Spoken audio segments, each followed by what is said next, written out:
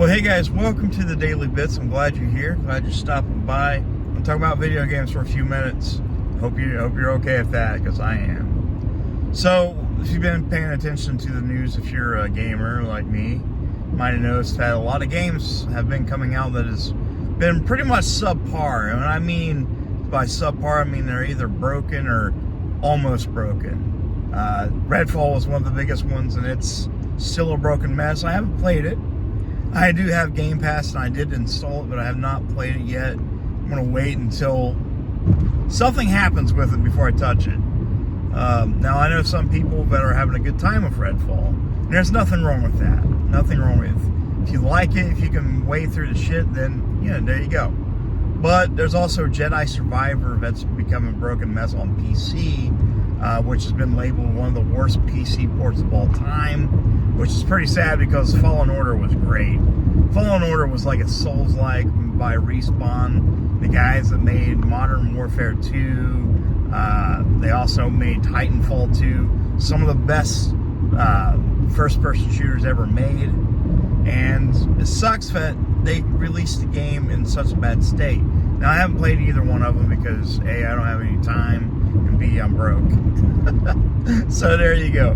But I don't understand why, if, you know, you're a company that you're a developer, one, or if you're a publisher, and you know the game is going to be bad, why would you release it and just hurt yourself in the process? Why would you hurt your own image just to put a game out early? I know they want sales figures, but here's the thing. Nintendo said, you know, delaying the game, eventually there's going to be a good game. But if you release a game and it's bad, it's always going to be a bad game. It kind of still works that way, but I mean, they do have online patching, which I think a lot of these publishers are like, well, go ahead and release the game and release it in a shitty state, and we'll just fix it over time. I think that's a bad practice. I know games take a long time to build, but I think the game should come out when it's finished, not when it's halfway finished and broken and not even had any testing. I kind of feel like some of these games are not getting the proper testing they need. That's what I think. But a lot of this stuff is starting to like paint a big old red mark on a lot of companies. Like Xbox is definitely in the shade right now. They haven't had a really good generation for a while. Like Xbox One, despite what you say, I love the Xbox One. Don't get me wrong, I love my Xbox, I love my Series X, I play them more than I play any other system. But there is a lack of first-party games.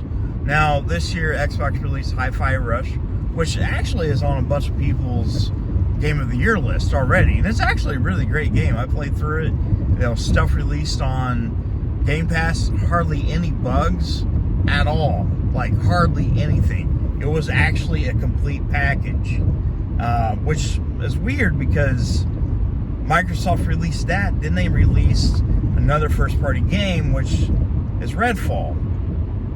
And Redfall is a broken mess, unfortunately.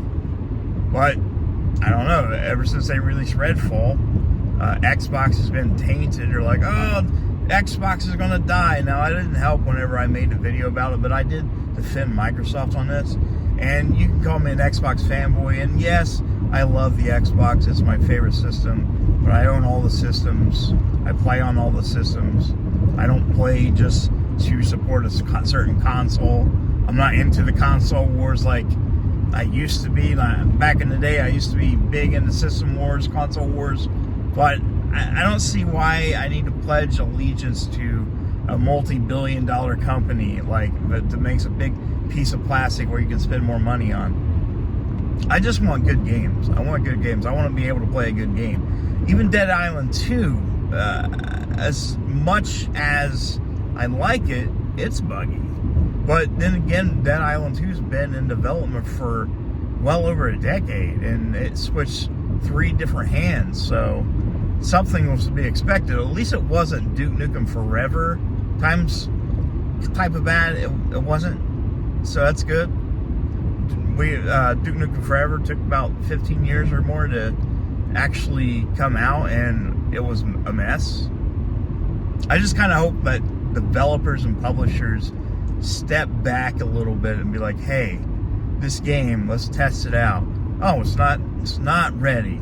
Let's just not release it right now. Push it back and check it out in a few months, see if it's in a good state, then release it. Don't release it as a buggy mess. Don't do that shit. It's only hurting the brand. Only hurting the brand. And I see that too with like the live service games. That's been big. Sony's actually getting ready to dive deep into live service games. They're wanting like 11 or 12 live service games by, what was it, 2024, I think. Yeah. I don't really like live service games. The one I played the most of is probably Fortnite. I did play Destiny 2 there for a while, in the first Destiny, but I don't play those games anymore. Like, I don't like the loop. I don't like the grind. I still play Fortnite occasionally, but I just want to play a game that has a story. I don't want a live service. I don't want to look for a green, purple, and orange colored icon to pick up on the map and, oh, there's your weapon. Oh yeah, by the way, if you want to buy this, you can buy this too. I don't want that. I just want regular ass video games. And that's why I think like the latest remakes, even though Resident Evil 4 decided to put microtransactions in it after it released, it was still a full package, I think. I think it was. I had a fucking great time with that. Dead Space, Hi-Fi Rush, all three of those games was great. Hardly any bugs. There was a finished product, which is rare anymore. But anyways, guys, thank you so much for watching. Definitely appreciate it. Feel free to hit that subscribe button. I'll see you soon.